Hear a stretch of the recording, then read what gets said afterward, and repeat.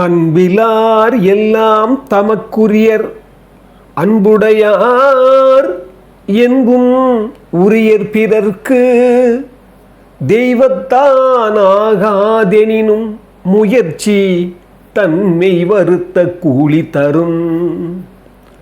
ஒன்றே குலமென்று பாடுவோம், ஒருவனே தேவனென்று போற்றுவோம். அன்னை இதயமாக அன்பு வடிவமாக வந்து வழி காட்ட வேண்டுமென்று வணங்குவோம். ஒன்றே குலமென்று பாடுவோம், ஒருவனே தேவனென்று போற்றுவோம். அற்புதமானவர்களே, இந்த வாழ்க்கை திறவுகோளினுடைய 124வது பகுதியில் உட்கார்ந்திருக்கிறோம். இது ஒரு அற்புதமான பகுதி. வாழ்வியலில் நாம் என்ன மேற்கொள்ளணும், நாம் எதை விட்டுட்டோம், நாம் எதை பெறணும், நாம் எதை அடையணும், நாம் எதை நோக்கி பயணப்படணுங்கிற ஒரு முக்கியமான பகுதி தான் இந்த வாழ்க்கை திறவுகோள். நாம் சென்ற பல பகுதிகளில் நான் சொல்லிட்டேன், நம்ம உள்ளே போகிற இந்த உள்ளே பார்க்குற அந்த பார்வைக்கு அன்பு இருந்தால் தான் பண்ண முடியும். அந்த அன்பை நோக்கி நீங்கள் உள்ளக்குள்ளே பயணித்தாதான் அந்த உள்ளே இருக்கிறத தெரியும் உங்களுக்கு. அங்கே தெய்வீகத்தன்மை இருக்குது. அந்த தெய்வீகத்தன்மை நீங்கள் புரிஞ்சிங்கன்னா உலகத்தில் இருக்கிற எல்லாத்தையும் தெய்வமாக கருதுவீங்க, அன்பாக கருதுவீங்க, உங்களவா நீங்களாகவே நீங்கள் இருக்கிறீங்கன்னு கருதுவீங்கன்றதை நான் பல பகுதியில் சொல்லிட்டேன். அந்த வகையில் இப்போ நம்ம சொல்ல போகிற விஷயம் முதல்ல என்னென்னா, இந்த அன்பினுடைய பரிமாணம் எந்த அளவுக்கு நமக்கு முன்னால் இருந்தவங்களெல்லாம் இது வந்து மாற்றிருக்கு, இதைத்தான் இப்போ நம்ம பார்க்க போகிறோம். இப்போ உதாரணத்துக்கு நாம் என்ன பண்ணுறோம், இப்போ சமீப காலமாக உங்களுக்கு தெரியும், நிறைய தமிழ்நாட்டில் கூட ஒரு ஓய்வு பெற்ற நீதிபதி மூலமாக பள்ளிக்கூடங்களில் நம்ம வந்து இந்த மாதிரி குழந்தைகளுக்குள்ள சச்சரவு வருது, சாதிய சண்டைகள் வருது, இதெல்லாம் என்ன தவிர்க்கணும்னு சொன்னால் அவர் கூட இன்னும் நிறைய அவர் வந்து ஆலோசனை சொன்னார். அதில் முக்கியமான ஆலோசனை, நாம் ஒரு அற ஒழுக்கம் கொண்டு வரணும் அப்படின்னு அவர் சொல்லியிருந்தார். அதை பற்றி கூட நான் விரிவாக அவர் பேசியிருந்தேன். ஆனால் அற ஒழுக்கத்தை விட மிக முக்கியமானது என்னென்னா அன்பொழுக்கம். இந்த அன்பு இருந்தால் தான் அறமே உங்களுக்கு புரியும். நான் ஏற்கனவே கூட சொல்லியிருக்கிறேன், என்பில் அதனை வெயில் போல காயுமே, அன்பில் அதனை அறம் அப்படிங்கிறார். அப்படின்னா என்ன, அன்பு இருந்தால் தான் அங்கே அறமே உங்களுக்கு தெரியும். வெறும் அறமும் ஒழுக்கம் வந்தால் மட்டுமே உங்களுக்கு போதாது. அது ரொம்ப, அதனால தான் ஆன்மீகவாதிகள் வந்து அன்பை வந்து மையமாக சொன்னாங்க. அந்த வகையில் தான் இன்றைக்கி வந்து அன்புங்கிறது ஒரு மையமானது. அந்த அன்பு மையமாக இருக்கிற போது உங்களுக்கு என்ன பிரச்சனைன்னா, நீங்கள் உள்ளே போகும்போது சந்தோஷமாயிடுறீங்க. தெய்வீகத்தன்மையை உணரும்போது உங்களுக்கு ஒரு பரவசம் வந்துடுது. அந்த பரவசம் வந்தால் தான் உங்கள் வாழ்வியல் மேலேயே உங்களுக்கு வந்து ஒரு பற்று தோணுது. இல்லைன்னா என்னன்னா வாழ்வு மேலே வெறுப்பு வந்துடுது. அதனால தான் என்ன சொல்கிறாங்க, உள்ளே போகிற வழி அன்பு, வெளியே போகிறது தான் வெறுப்பு, பேராவல். அந்த என்ன சொல்கிறாங்க, அந்த பொறாமையெல்லாம் வெளியே போகிறது. அப்போ என்ன சொல்கிறாங்க, அன்பு இருக்கணும், இல்லைன்னா ரெண்டு இருக்கணும். ரெண்டு வழி தான் உங்களுக்கு. ஒன்று உள்ளே போகிறீங்களா, இல்லை வெளியே போகிறீங்களா. நடுமத்தில் இருக்க முடியாது உங்களால். ஏன்னா மனிதன் என்கிறவன் ஏதோ ஒரு வகையில் போகணும். அவன் ரெண்டு பக்கமும் ரெண்டு படங்களையும் காலை வைக்க முடியாது. இங்கே என்ன பிரச்சனைன்னா, நம்ம அன்பு வழியால் போகாததால் தான், அந்த வழியை நம்ம மூடிட்டதால தான், அந்த வழி நமக்கு தெரியாததால் தான் நம்ம என்ன செய்கிறோம், வெளியே இருக்கிற பொறாமைங்கிற வழியில், வேற வழி இல்லை, அன்பை நீங்கள் மறைச்சிட்டிங்கன்னா இந்த பொறாமையில் தான் நீங்கள் போய் ஆகணும். பொறாமை என்பது என்ன, பொறுக்க முடியாமை. அப்போ அன்புங்கிறது என்ன, பொறுக்க முடிவது, சகிப்பதுமே உடையது. அப்போ என்னன்னா, மற்றவங்க உயரும் போது நீங்கள் உயர்வதா உங்களுக்கு தெரியும், மற்றவங்க கஷ்டப்படும் போது நீங்கள் கஷ்டப்படுறதா தெரியும், மற்றவங்களுடைய எல்லா சுக துக்கங்களும் உங்களுக்கு வந்ததா உங்களுக்கு தெரியும். அப்போ என்ன ஆகும் அப்படின்னா, உங்களுக்கு சமநிலை வந்துடும். இங்கே என்ன பிரச்சனை வருதுன்னா, இந்த அன்பு இல்லாததால், பேராவல் தன்மை வர்றதால வெறுப்புணர்ச்சியும் பொறாமையும் உருவாகுது. பொறாமைனா என்ன, பொறுக்க முடியாமை, பொறுக்க முடியாமை. அப்போ பொறாமைக்கு எதிர்ப்பதம் என்ன, பொறுமை. பொறுமைனா என்ன, அன்புனா என்ன, அன்பினுடைய மூலம் என்ன, நாம உள்முகமான தெரிஞ்சிக்க வேண்டிய விஷயம். இதுதான், இவ்வளவு சிம்பிள் தான் இது. இந்த வழியில் தான் நான் முதல்ல சொன்னேன் பாருங்க, ஒன்றே குலம் என்று பாடுவோம், ஒருவனே தேவன். திரு எம்ஜிஆர் அவர்கள் பல்லாண்டு வாழ்க்கைன்னு ஒரு படத்தில் ஒரு 6 முக்கியமான தீவிரமான ஒரு கைதிகளை வந்து திருத்தூரத்துக்கு கொண்டு வருவார். பெரிய கிரேட் டைரக்டர் சாந்தாராம்னு அவருடைய படம் அது. அந்த ஹிந்தி படத்தை கொண்டு வந்து இங்கே வந்து எம்ஜிஆருக்கு மட்டும் தான் கொடுத்தாராம் அது உரிமையை. அது ஒரு பெரிய கதை. ஏன்னா அவருடைய பாருங்க, எம்ஜிஆரை நான் திருப்பி திருப்பி ஏன் இத்தனை பகுதிகளை சொல்லிட்டு வரேன்னா, அந்த அன்பின் மையம் அவருக்கு ஓப்பன் ஆயிடுச்சு. அந்த அன்பின் மையம் ஓப்பன் ஆனதால அவருக்கு எல்லாமே, அவர் எடுக்கிற எல்லா விஷயமும் அவருக்கு என்ன ஆகுதுன்னா ஒரு பரவசத்தை உருவாக்குது, அவர் கொடுக்குற நிலை உருவாக்குது. ஒரு பெரிய ஒரு என்ன சொல்லுவாங்க, ஒரு அன்பினுடைய ஆளுமை வந்து அங்கே தெரியுது, வேற ஒன்றும் கிடையாது. இப்போ அந்த வகையில் இன்றைக்கி பாருங்கள், அவர் உங்களுக்கு தெரியும், திரு எம்ஜிஆர் அவர்கள் அந்த அன்பின் மையம் ஓப்பன் ஆனதால் இவர் என்ன மாதிரி அவர் வந்தார்னு பார்த்தீங்கன்னா, ஆரம்ப காலத்தில் அவர் பட்ட கஷ்டங்கள்லாம் உங்களுக்கு தெரியும், நிறைய பேர் சொல்லியிருப்பாங்க, படிச்சிருப்பீங்க. அவர் வால்டாக்ஸ் ரோட்லேருந்து நியூடவுன் ஸ்டுடியோக்கு வருவாராம். அங்கேருந்து வரும்போது என்ன பண்ணுவாராம், அவர் வந்து உள்ளே போகும்போதே என்ன சொல்லுவாங்களாம், ரொம்ப தகதகன்னு இருப்பாராம். அவர் பாருங்கள், அந்த காலத்தில் ஏழ்மையில் இருக்கும்போது கூட அவர்கிட்ட 2 ஜிப்பா தான் இருக்குமா, 2 வேட்டி தான் இருக்குமா, அந்த 2 அண்டர்வேர் இருக்குமா. அந்த என்ன பண்ணுவாராம், இரவு போய் துவச்சி போட்டு இந்த அழுக்க விட்டுட்டு மறுநாள் போட்டு வருவாராம். அப்படி தான் இருந்தாராம். அந்த வால்டாக்ஸ் ரோட்லேருந்து வரும்போது சமயங்கள் நடந்தே வருவாராம் அந்த நியூடவுன் ஸ்டுடியோக்கு. அங்கேருந்து அந்த வரும்போது சில சமயங்களில் பஸ்ஸில் வருவாராம், சில நடந்தே வருவாராம். உள்ளே வந்த உடனே இவர் ரொம்ப தக்கன்னு இருப்பாராம். இவர் ஆளை பார்த்தா அப்படியே மினுக்கிறார் இல்லையா, ஆள் வந்து ஏழ்மையாக இருக்கிறாரு, வறுமையில் இருக்கிறாரு. ஆனால் ஆளை பார்த்தா அப்படி இருக்காங்க. அவருக்கு என்ன கேரக்டர் கொடுக்குறதுன்னு சின்ன சின்ன கேரக்டர் கொடுக்குறதே யோசிப்பாங்களாம். உனக்கு என்னப்பா கேரக்டர் கொடுக்குறது, உனக்கு என்னப்பா கேரக்டர் கொடுக்குறதுன்னு. அப்படி இருக்கிறவர் அவர் என்ன பண்ணுவாராம், அங்கேருந்து சொன்ன உடனே நேராக அங்கேருந்து நியூடவுன் ஸ்டுடியோலேருந்து கோல்டன் ஸ்டுடியோக்கு வருவாராம். அங்கேருந்து வரும்போது என்ன பண்ணுவாராம், பஸ்ஸில் வந்து வருவார், அப்படி நடந்தே கூட வருவார். அப்படி வரும்போது என்ன பண்ணுவாராம், அந்த நியூடவுன் ஸ்டுடியோலேருந்து வரும்போது அந்த கோல்டன் ஸ்டுடியோவில் நுழையிற போது யாராவது ஒருத்தர் அண்ணே சாப்பிடலன்னு சொன்னாலும் வச்சுங்க, கொண்டாந்துருப்பார் 10 ரூபா, அதில் மிச்சங்கிற 3 ரூபாய் கொடுத்துருவாராம். நல்லா கவனிங்க, அவர் பின்னால் தான் வந்து கொடுத்தான்னு நினைக்காதீங்க, இயல்பிலேயே அவருக்கு அந்த குணம் இருந்தது. அந்த குணம் வந்து சாதாரணமாகலாம் அவருக்கு வந்து கொடுக்குற குணம் வந்து நினைக்காதீங்க, இந்த பிறவி குணம். அது அந்த கொடுக்குற குணங்கிறது பிறவி குணம். அந்த 10 ரூபாயில் பஸ்ஸு எல்லாம் போனால் இவர் சாப்பாடு இருக்குதோ இல்லையோ, அந்த 3 ரூபாய் சாப்பாடுல சொன்னால் யாராவது 3 ரூபா கொடுத்துருவாராம். அப்படி இருந்த திரு எம்ஜிஆர் அவர்கள், அவர் பாருங்கள், அவர் வாழ்வியலில் அப்படி இருந்து அவர் சம்பாதிச்சு பல கோடியாக சம்பாதிக்கிற காலத்தில் கூட அவரை பாருங்கள், அவர் நிகழ்ச்சி சொல்லுவாங்க, அதெல்லாம் அது அந்த அன்பின் மையம் எப்படி ஓப்பனாக இருந்ததுன்னா அந்த பரவசமான ஒரு புகழ் கிடைக்குன்றதுக்கு நான் இந்த உதாரணம் சொல்கிறேன். அப்போ பார்த்தீங்கன்னா உங்களுக்கு தெரியும், திரு கே பாலாஜி சார், அவர் வந்து பெரிய ப்ரொடியூசர் ஆகிட்டார் சுஜாதா மூவிஸ்ன்னு சொல்லி. அதுக்கு முன்னால் அவர் நடிகராக தான் வந்தார். நடிகராக வர்ற காலத்திலேயே சின்ன சின்ன பாத்திரங்கள் பண்ணி அப்படியே சின்ன சின்ன பாத்திரம் பண்ணிட்டு இருக்கும்போது திரு நாகேஷ் அவர்கள் அவரோட ஆட் ஆகிறார். திரு நாகேஷ் அவர்கள் கவிஞர் வாலி, திரு ஸ்ரீகாந்த் அவங்க கூடலாம் வந்து ஒரே ரூமில் இங்கே டி நகரில் இருந்தவங்க, போட் கிளப்னு ஒரு ஹவுஸில் இருந்தவங்க. அவங்க கூட இருக்கிற போது அப்போ பாலாஜி சார் பழக்கமாகறாரு. பழக்கமான உடனே நாகேஷ் வந்து தன்னுடைய வீட்டிலே இருக்க வச்சு அவங்களுடைய ஒய்ஃபு ஆனந்தவல்லிகிட்ட சொல்லுவாங்களாம். இது ஆருதாஸ் சொல்லுவார் இந்த கதையை. ஆருதாஸ் ஐயா சொன்னார் கிட்ட ஒரு தடவை, இந்த மாதிரி அவர் வந்து நாகேஷை வந்து அவர் கூட வச்சுக்கிட்டு அவர் என்ன சொன்னார், நீ வந்து நான் வர்ற வரைக்கும் எதிர்பார்க்காத, நாகேஷ் வந்தானா அவங்க உடனே சாப்பாடு போடு அப்படி சொல்லிட்டு வீட்லேயே தங்க வச்சு, நாகேஷுக்கு எங்கே போனாலும் பாலாஜி சார் என்ன பண்ணுவாராம், ஒரு சின்ன பாத்திரமாவது கொடுங்க, நல்லா நடிப்பான். அவரை பற்றி உங்களை தனியாக ஒரு கதை சொல்கிறேன். அவருடைய வந்து பார்த்தீங்கன்னா பெரிய கவர்மெண்ட் ரயில்வே வேலையை விட்டுட்டு வந்தவர் திரு நாகேஷ் அவர்கள். அவர் பாருங்கள், அவர் வந்து வந்த உடனே கிளிக் ஆகிறார். 2 பேரும் பீக்கில் இருக்கிறாங்க. இந்த 2 பேரும் பீக்கில் இருந்த உடனே ஒரு தடவை என்ன பண்ணுறாங்க, பாலாஜி சார் காரில் என்ன பண்ணுறாங்க, நாகேஷ் கூப்பிட்டுக்கிட்டு கோயம்புத்தூருக்கு ஒரு வேலையாக போகிறாங்க. போகிற போது பவானி அருகில், பொள்ளாச்சி பவானி கிட்ட அவங்க என்ன பண்ணுறாங்க, ஒரு பாலம், இப்போல்லாம் பாலம் போட்டாங்க, இப்போ பெரிய மேடு இருக்குமா.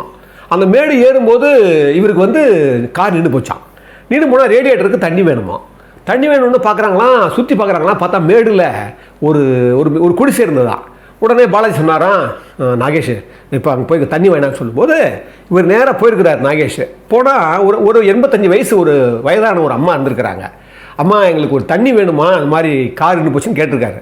உடனே அந்த அம்மா, ஏப்பா நானே வேகாத வெயிலில் கஷ்டப்பட்டு வரேன், என்னப்பா நான் இல்லைம்மா கொஞ்சம் கொடுத்தா போதும், எங்களுக்கு கார் நின்று போச்சுமான்னு சொன்ன உடனே அந்த கொடுத்துருக்குது. இவங்க என்ன பண்ணியிருக்காங்க, அந்த காரில் வாங்கி அந்த ஊற்றி மறுபடியும் வண்டி ஓட்டிருக்காங்க. நேராக கோயம்புத்தூர் போயிட்டுருக்காங்க. கோயம்புத்தூர் போயிட்டு திரும்பி வராங்களாம். மறுநாள் வரும்போது பாலாஜி சார் சொன்னாராம், நாகேஷ் நீ என்ன பண்ணுற, நம்ம அந்த அந்த அம்மாவை போய் பார்த்துட்டு கொஞ்சம் படம் கொடுத்து விடுவோம்டா அப்படின்னு சொன்ன உடனே, டே டைம் வச்சுரா நம்ம சீக்கிரம் போகலான்னாரா நாகேஷ் சார். இவர் உடனே என்ன பண்ணாராம், இல்லைடா வடா கொடுத்துட்டு போகலான்னு சொல்லிட்டு 2 பேரும் போயிருக்கிறாங்க. போன உடனே 500 ரூபாய் எடுத்து கொடுத்துருக்குறாங்க. அம்மா தாங்க வச்சுக்கோங்க. யாருப்பா நீங்கள் அப்படின்னு உடனே, அம்மா நேற்று வந்தோம்மா, எங்கள் கார் வந்து தண்ணி இல்லாமல் இருந்தது, நீங்கள் தான் தண்ணி கொடுத்தீங்களம்மா, நாங்கள் தான்மா, நீங்கள் என்னப்பா பண்ணுறீங்க அப்படின்னு கேட்டாங்களாம் அந்த அம்மா. அவர் சொன்னாராம் பாலாஜி சார், நாங்கள் இந்த சினிமாவில் நடிக்கிறோங்கம்மா, அப்படி நடிக்கிறா நீங்கள் அப்படி சொன்ன உடனே 500 ரூபாய் கொடுத்தாங்களாம், 5 நோட்டு. அந்த 500 ரூபாய் வாங்கிக்கிட்டு புரட்சி நடிகர் மக்கள் திலகம் எம்ஜிஆர் மகராசன் மகராசன் அப்படின்னாங்களாம் அந்த அம்மா. இவளுக்கு 2 பேரும் ஷாக் ஆகிடுச்சான். உடனே இல்லைம்மா அப்படின்னு பார்க்கும்போதே அப்படியே அமைதியாயிட்டாங்களாம். வெளியே வந்து சொல்கிறாங்களாம், டேய் நம்ம யார் கொடுத்தாலும் எம்ஜிஆர் தானே கொடுத்தது, வேறு வழி இல்லை. யார் பாலாஜியா சொல்கிறாரா நாகேஷ் சொல்கிறாரா, நம்ம யார் கொடுத்தாலும் அது எம்ஜிஆர் கொடுத்தது மாதிரி தான் அவங்களுக்கு. ஏன்னா எம்ஜிஆர் பாருங்கள், கொடுக்கறதுன்ற ஒரு நடிகன் கொடுத்தான்னு சொன்னால் அது எம்ஜிஆர் தான் கொடுத்துருக்கணும், எம்ஜிஆர் ஆளை தான் கொடுத்துருக்கணும் அப்படின்னு அந்த எம்ஜிஆருடைய புகழ் பாருங்கள், ஒரு கொடையாளினுடைய தன்மை எங்கே பரவி இருக்கு பாருங்க. அப்போ தான் அதை சொல்கிறாராம் நாகேஷ், டே இனிமே இந்த உலகத்தில் எந்த நடிகையும் கொடுத்தா அது எம்ஜிஆர் கொடுத்தது தாண்டா அப்படின்ற மாதிரி சொல்லிட்டு வந்ததா நாங்கள் நிறைய பேசிக்கோ நாங்கள் சொல்லுவோம்.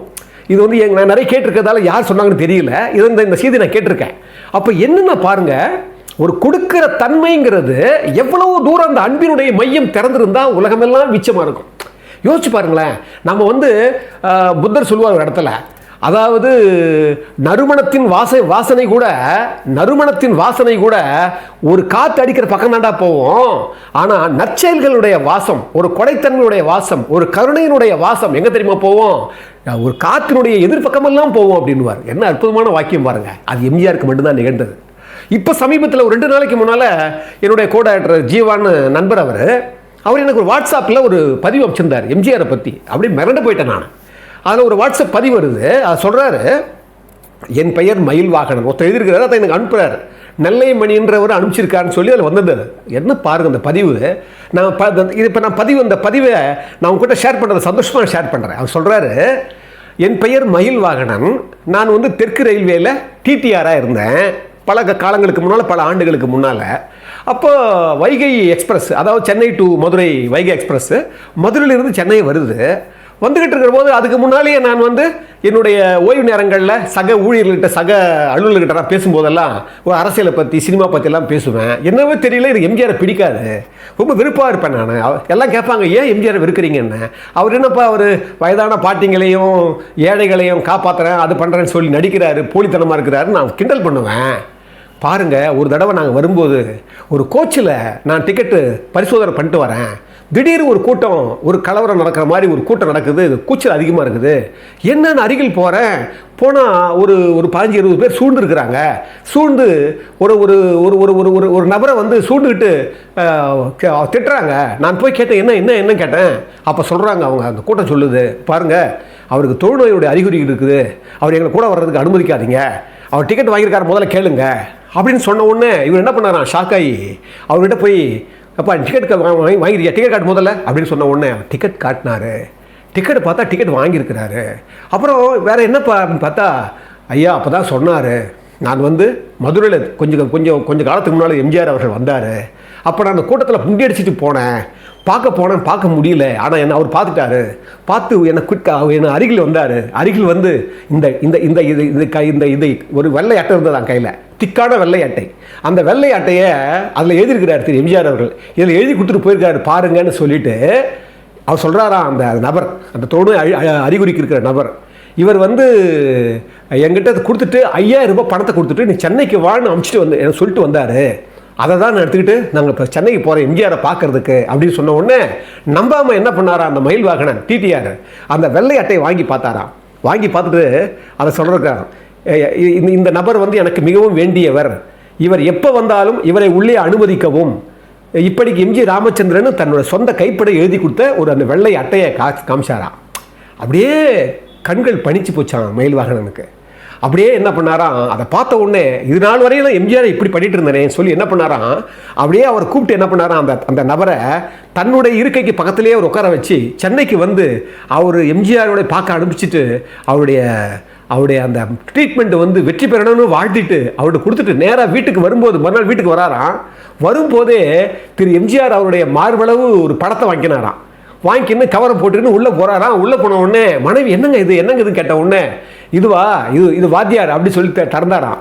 திறந்த உடனே மார்பளவு அந்த எம்ஜிஆருடைய படம் பார்த்த உடனே அந்த மனைவியை ரொம்ப உற்சாகமாக என்ன பண்ணாங்களாம், சுத்தியிலையும் ஆணி எடுத்துன்னு வரது போனாங்களாம் அடித்து மாட்டுறதுக்கு அப்படின்னு முடிக்கிறார் மயில் வாகனன். என்ன மாதிரி நிகழ்வு பாருங்கள். இப்போ முன்னால் அனுப்பிச்சார் எனக்கு ஜீவான்றவர். அப்படியே மிரண்டு போயிட்டேன். அதாவது என்னங்க இது? அதாவது ஒரு மனிதன் வந்து நான் சொன்ன ஏற்கனவே 70 வயது இல்லை 700 வயசு வரைக்கும் வாழ்ந்து போயிருக்கான் அப்படின்னு நினச்சேன்னா அவன் என்ன செஞ்சிருக்கிறான், எப்படி வாழ்ந்திருக்கிறான், அதைத்தான் சொல்கிறேன் நான். அதனால தான் அன்பின் மையத்தை நாம் உணர்ந்து கொள்வோம். நாம் எல்லோருமே ஒரு வட்டத்துக்குள்ளே தான் இருக்கிறோம். நாம் ஒருத்தர் மிஞ்சி போகவே முடியாது. நாம் இப்படி போகிறது மூலியம் அவன் பின்னால் இருக்கிறவன் முன்னால் வருவான், முன்னால் இருக்கிறவன் பின்னால் வந்துடுவான். என்ன காரணம்னா நாம் என்ன நினச்சிக்கிறோம், நமக்கு முன்னால் ஓடி போனவங்கெல்லாம் ஒன்றுமே காணோம். எத்தனையோ வல்லுநர்கள், எத்தனையோ கோடீஸ்வரங்க, அவளை பற்றி நம்ம பேச மாட்டேங்கிறோம். எத்தனையோ ராஜாக்கள் சும்மா வரலாறு பேசுகிறோம். நமக்கு முன்னால் ஒரு 40 வருஷத்துக்கு முன்னால் வாழ்ந்த ஒரு மனிதரை நம்ம தினமும் பேசிட்டு இருக்கிறோம். அப்போ என்ன, அன்பினுடைய மையத்தை புரிந்து கொள்ளுங்கள். இப்போ உதாரணத்துக்கு ரவீந்திரநாத் அவரோட கேட்டாங்க, நீங்கள் எப்படி வந்து கவிதை எழுதுறீங்க, இவ்வளோ கவிதை எழுதுறீங்கன்னு சொன்னோன்னே அவர், நான் கவிதை எழுதலை, என் இதயம் கவிதை எழுதுக்கு தூண்டுது, அந்த கவிதைகளை அந்த பாடல்களை நான் உலகுக்கு பங்கு போடுறேன், அதனால தான் நான் சந்தோஷமாக இருக்கிறேன். நீங்கள் எப்படி சந்தோஷமாக இருக்கீங்கன்னு கேட்குறாங்க. அவங்க எப்படி நீங்கள் எழுதுறீங்கன்னு கேட்குறாங்க. அதே தான் வான்கா கிட்ட கேட்டாங்க. டச்சுடைய ஓவியர் வான்கா கிட்ட கேட்கும்போது அவர் வரைவார், கஷ்டப்பட்டு வரையும்போது ஒரு பைசா கூட விற்கல அதுக்கு அந்த ஓவியங்கள் எல்லாம். இன்றைக்கி பார்த்தீங்கன்னா கோடிக்கணக்கில் விற்கிது அவர் ஓவியங்கள் எல்லாம். பாருங்கள், வான்கா கிட்ட அப்போ கேட்குறாங்க, அவங்க வீட்டில் இருக்கிறவங்க எல்லாம் கேட்குறாங்க, ஒரு பைசா கூட கொடுக்க மாட்டேன்றாங்களே, இது வரைகிறீங்களே உங்களுக்கு பைத்தியமானு கேட்கும்போது அவர் சொல்கிறார், இந்த வரைவதில் நான் நேசிக்கிறேன்னு சொல்கிறாரு, இந்த வரைவதில் நான் ஒரு பெரும் இன்பம் காண்கிறேன்னு சொல்கிறாரு, இதனுடைய இந்த வரைவதில் தான் நான் வந்து அன்பை வெளிப்படுத்துகிறேன்னு சொல்கிறாரு. அப்போ என்னன்னா, நாம் எல்லாருமே நம்ம படைப்பெல்லாம் நம்ம என்ன நினச்சிக்கிறோம், அது அன்பினுடைய வெளிப்பாடாக இருக்கிறனால தான் ஒரு அழகான சேயிங் உண்டு. பனி என்பது, பனின்னா ஒர்க்கு, பனி என்பது அன்பின் வெளிப்பாடுங்கிறான். பேச்சு என்பது அன்பின் வெளிப்பாடுங்கிறான். உங்களுடைய பாவம் என்பது அன்பின் வெளிப்பாடான்ங்கிறான். அப்போ எல்லாம் படைப்பு எல்லாமே அன்பு அன்பு அன்பு அன்பு அன்பு. அப்போ அன்பு என்ன? அதனால தான் கவிரசர் கண்ணதாசனுடைய அற்புதமான பாட்டு திரு சிவாஜி சார் நடிச்சிருப்பார். கன்றின் குரலும் கன்னி தமிழும் சொல்லும் வார்த்தை அம்மா அம்மா, கருணை தேடி அலையும் உயிர்கள் உருகும் வார்த்தை அம்மா அம்மா, எந்த மனதில் பாசம் உண்டோ அந்த மனமே அம்மா அம்மா, இன்ப கனவை அள்ளி தரவே இறைவன் என்னை தந்தானம்மா. பாருங்க, கண்ணின் குரலும் கன்னித்தமிழும் சொல்லும் வார்த்தை அம்மா அம்மா, எந்த மனதில் பாசம் உண்டோ அந்த மனமே அம்மா அம்மா. இப்போ என்ன, அம்மா என்றால் அன்பு, அன்பு என்றால் அம்மா. அந்த அம்மா அன்பு எங்கே வரும்? நம்முடைய அன்பு ஏற்கனவே இருக்குது, அதை மூடி இருக்கிறத திறந்துருங்க. அந்த மூடி இருக்கிற திறக்கிறதுனா நீங்கள் உள்முகமாக யோசிச்சு பாருங்கள், இதயத்தை பாருங்கள், சிந்தனையை பார்க்காதீங்க, உங்கள் மூளையை பார்க்காதீங்க, உங்கள் மைண்டை பார்க்காதீங்க, தலைமையில் இருக்கிறத தலையை சேர்க்காதீங்க. இதயத்தில் அன்பு இருக்குது. அந்த அன்பு சுரங்கத்தை நீங்கள் வெளிப்படுத்துங்க. இந்த வெளிப்படுத்துகிற வழியைத்தான் திரு எம்ஜிஆர் அவர்கள் செஞ்சுட்டு போனார். அந்த எம்ஜிஆர் செஞ்சுட்டு போன அந்த அன்பினுடைய ஓப்பன், அந்த அன்பினுடைய மையத்தை அவர் திறந்த மாதிரி நாம் அதை கொஞ்சம் புரிஞ்சாவே அன்பினுடைய மையத்துக்கு போகலான்னு சொல்லி இந்த அற்புதமான வாழ்க்கை திறவுகோல் இதோடு நிறைவு செய்கிறேன். அன்புள்ள மிக்கவர்களே, இந்த தமிழ் தீக்கு நான் வந்து ஒரு அறம் சார்ந்த, ஒரு நெறி சார்ந்த, ஒரு உண்மையும் சத்தியமும் சார்ந்த விஷயங்களை தான் நான் வந்து இதில் பதிவிடணும்னு நினைக்கிறேன். இந்த சமூகத்தினுடைய மேன்மைக்காகவும் நல்லவர்களுடைய மேன்மைக்காகவும் திரு எம்ஜிஆர் அவர்களும் அவருடைய சுற்றி இருக்கிற மாதிரி அவரை போன்றவர்களை மட்டுமே நாம் அதிகமாக முன்னிறுத்தி, திரு மகாத்மா காந்தி இவங்களை போன்றவர்களாம் முன்னிறுத்தி நாம் நல்ல விஷயங்களை சமூகத்துக்கு பரப்புன்றதுக்காக தான் இந்த தமிழ் தீ பாடுபட்டுருக்குது. அந்த வகையில் உண்மையான ஆன்மீகவாதிகள் சொல்லுவாங்க, அவங்க இறைவன்கிட்ட கூட நம்ம கேட்கக்கூடாது, அது கேட்குறதுங்கிறது அது ஒரு அது சரியானது கிடையாது. ஆனாலும் நான் எவ்வளோ சமாளித்து பார்த்தேன். சில சமயங்களில் இயலாமையால் நாம் வந்து இந்த ஒரு டிமாண்ட் வைக்கிறேன். உங்களுக்கு அன்பு இருந்து, உங்களுக்கு அந்த வசதி இருந்து, உங்களுக்கு மனதுக்குள்ளே அந்த எழுச்சி வருமானால் நிச்சயமாக நீங்கள் உதவணும்னு சொல்லி இந்த உதவியை நாங்கள் ஒரு நல்ல ஒரு அன்பாக ஏற்றுக்கிறேன்னு சொல்லி இந்த விஷயத்தை உங்கள் முன்னால் சமர்ப்பிக்கிறேன்.